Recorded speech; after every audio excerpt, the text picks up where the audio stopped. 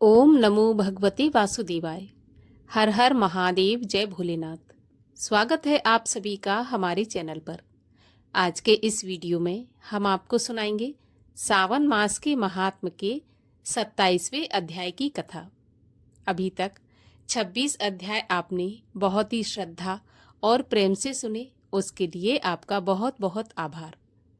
और आज 27वां अध्याय आप सुनने जा रहे हैं। आगे के अध्यायों की कथा सुनने के लिए और सभी प्रकार की व्रत कथाएं, व्रत से जुड़ी जानकारियां प्राप्त करने के लिए चैनल को सब्सक्राइब करके बेल आइकन पर क्लिक कर लीजिए। और अगर आज की कथा आपको अच्छी लगती है तो लाइक तो अवश्य ही कर दीजिए, क्योंकि आपके लाइक से हमें ये पता चलता है कि आपको हमारा वीडियो पसंद आया है। तो चलिए अब देर न करते हुए आरंभ करते हैं सावन मास के महात्म के 27वें अध्याय की कथा। भगवान सदाशिव ने कहा, हे सनत कुमार, अब मैं श्रावण मास में कर्क तथा सिंह संक्रांति में जो कुछ कार्य करना होता है वह भी तुम्हें बताऊंगा। कर्क संक्रांति से सिंह की संक्रांति तक सभी नदियां रजस्वला हो जाती हैं। उस काल में उन नदियों में स्नान नहीं करना चाहिए। समुद्र में गिरने वाली नदियों में स्नान करने से कोई दोष नहीं होता। कुछ मुनियों का कहना है कि कर्क संक्रांति से दक्षिण दिशा स्थित भगवान अगस्त के उदय काल तक नदियां रजस्वला रहती हैं।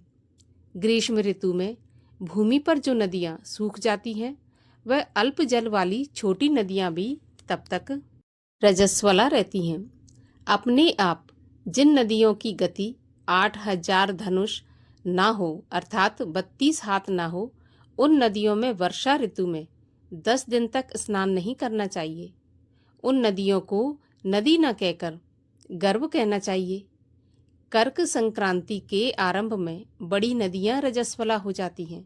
जैसे स्त्रियां 3 दिन तक अपवित्र रहकर चौथे दिन पवित्र होती हैं, वैसे ही महानदियां भी 3 दिन तक अपवित्र रहकर चौथे दिन पवित्र होती हैं। अब मैं उन नदियों का वर्णन करूंगा, सो तुम ध्यान पूर्वक सुनो। गोदावरी, भागीरथी, तुंगभद्रा, वेणिका, तापी और पयोष्णी, ये 6 महानदियां विंध्य पर्वत के दक्षिण में बहती हैं। भागीरथी, नर्मदा, यमुना, सरस्वती, विशोका तथा वितस्ता, ये 6 नदियां विंध्य पर्वत के ऊपर बहती हैं। 12 महानदियां देव ऋषि क्षेत्र से प्रादुर्भूत हैं। देविका, कावेरी, बज्रा और कृष्णा, ये 4 नदियां कर्क संक्रांति के हो जाने पर एक दिन रजस्वला होती हैं।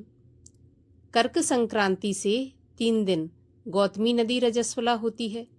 चंद्रभागा, सती सिंधु, सरयू, नर्मदा, गंगा, यमुना, प्लक्षधारा तथा सरस्वती, ये 9 नदियां एवं नद नाम सुविख्यात शोण, सिंधु, हिरण्य, कोकिल, अर्हित, घग्घर, शतदु, ये 7 पवित्र रहती हैं। ये रजस्वला नहीं होती। धर्मद्रवा, गंगा, यमुना तथा सरस्वती, ये सब काल में गुप्त रजो दोष वाली होती हैं। ये सदा ही पवित्र हैं। जो नदी तट निवासी हैं उन्हें रजस्वला जन्य पाप नहीं लगता। रजोदृष्ट जल भी गंगा जल के मिलने से पवित्र हो जाता है। बकरी, गौ, भैंस, प्रसूता स्त्री और भूमि में नवीन जल, ये 10 रातों के पश्चात शुद्ध होते हैं। जहाँ पर कुआं तथा बावली ना हो, वहाँ पर नदी का जल अमृत तुल्य है।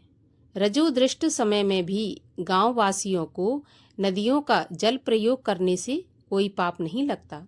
अन्न द्वारा जल के निर्गत करने पर भी रजोजन्य पाप नहीं लगता। श्रावणी, उत्सर्ग, प्रातः स्नान, विपत्ति, चंद्र ग्रहण और सूर्य ग्रहण के समय रजोदोष नहीं होता। अब मैं सिंह संक्रांति पर गौ प्रसव के फल को बताऊंगा। सिंह के सूर्य हो जाने पर जिसकी गाय ब्याई हो, उसकी 1 मास के अंदर निश्चय ही मृत्यु हो जाती है। उस समय की गौ प्रसव शांति अब मैं तुम्हें बताऊंगा। जिसके करने से मनुष्य सुखी हो जाता है। उस समय में ब्याई गऊ ही ब्राह्मण को दान कर देनी चाहिए। पीली सरसों तथा शुद्ध गऊ के घी द्वारा होम कराना चाहिए। श्री सूक्त या शांति सूक्त द्वारा स्नान कराना चाहिए। घी और तिल की 1008 आहुतियाँ देनी चाहिए।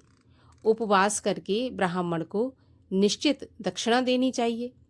सिंह राशि के सूर्य के आने पर गाय ब्याई हो तो निश्चित ही कोई अनिष्ट होगा। उसकी शांति के लिए ये उपाय करना चाहिए।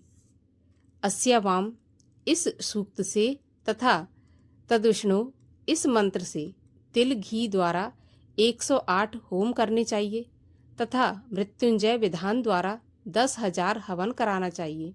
ऐसा करने से मनुष्य को किसी भी प्रकार का भय नहीं सताता। इसी तरह यदि सावन महीने में घोड़ी ब्याई हो तो शांति करने से दोष मिट जाता है। अब मैं श्रावण मास में कर्क या सिंह की संक्रांति होने से शुभप्रद दान के संबंध में कहूँगा। कर्क के सूर्य में घी धेनु का, सिंह संक्रांति में सोने व छाते का दान करना चाहिए। श्रावण मास में वस्त्र दान करने का बड़ा भारी फल होता है। सावन के महीने में भगवान श्रीधर की प्रीति के लिए साधक को घी से भरा घड़ा, घृत धेनु तथा फलों का दान करना चाहिए। मेरे संतोष के लिए इस महीने में अन्य दान भी करने चाहिए। अन्य महीनों की अपेक्षा इस महीने में किया गया अक्षय फल देने वाला दान होता है।